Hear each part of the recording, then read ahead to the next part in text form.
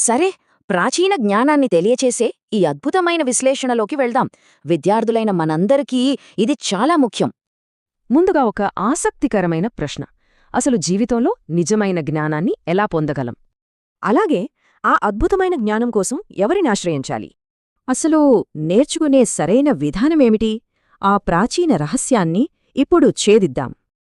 నేర్చుకోడానికి అసలైన ఫార్ములా ఇదే. గురువును వినయంతో చేరి, గౌరవంగా ప్రశ్నలడుగుతూ, సేవాభావంతో విద్యను పొందాలి. దీనికే ఉదాహరణే నచికేతుడు అనే ప్రాచీన విద్యార్థి. సత్యాన్ని తెలుసుకోవాలనే తీవ్రమైన తపన అతని సొంతం. ఒకరోజు తన తండ్రి చేస్తున్న పవిత్ర యజ్ఞంలో బాలుడైన నచికేతుడికి ఒక చిన్న పొరపాటు కనిపించింది. తప్పుపట్టే అహంకారంతో కాకుండా నన్ను ఎవరికి దానమిస్తారు తండ్రి అని ఎంతో వినయంగా అడిగాడు.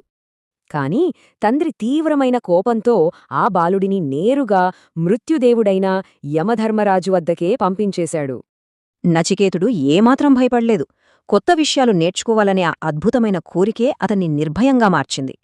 తీరా యమలోకానికి చేరుకున్నాక చూస్తే అక్కడ యమధర్మరాజు లేరని అతనికి అర్థమైంది. అయినా సరే ఆ బాలుడు ఒక్క ముద్ద కూడా తినకుండా ఏకంగా 3 రోజులపాటు ద్వారం దగ్గర ఎదురుచూశాడు. ఒక విద్యార్థికి ఉన్న అద్భుతమైన సహనం, సేవాభావం చూసి మృత్యుదేవుడే ఎంతగానో ఆశ్చర్యపోయాడు. ఆ వినయానికి అత్యుత్తమ బహుమతిగా స్వయంగా యమధర్మరాజే అతనికి జీవితం యొక్క అసలైన రహస్యాన్ని బోధించాడు. ఇది మనకు స్పష్టంగా చెబుతోంది, వినయముంటే ప్రపంచమే గురువవుతుంది, అహంకారముంటే జ్ఞానం కళ్లముందే ఉన్నా కనిపించదు. మరి ఈ ప్రాచీన జ్ఞానాన్ని ప్రతిరోజూ పాఠశాలలో పాటించాల్సిన 3 ముఖ్యమైన అలవాట్లుగా ఎలా మార్చుకోవాలో చూద్దాం.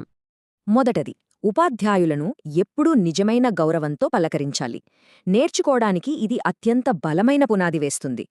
రెండవది, అన్నీ తెలిసినే అహంకారాన్ని పక్కనపెట్టి ఎల్లప్పుడూ ఆలోచనాత్మకమైన, గౌరవప్రదమైన ప్రశ్నలు అడగటం అలవాటు చేసుకోవాలి.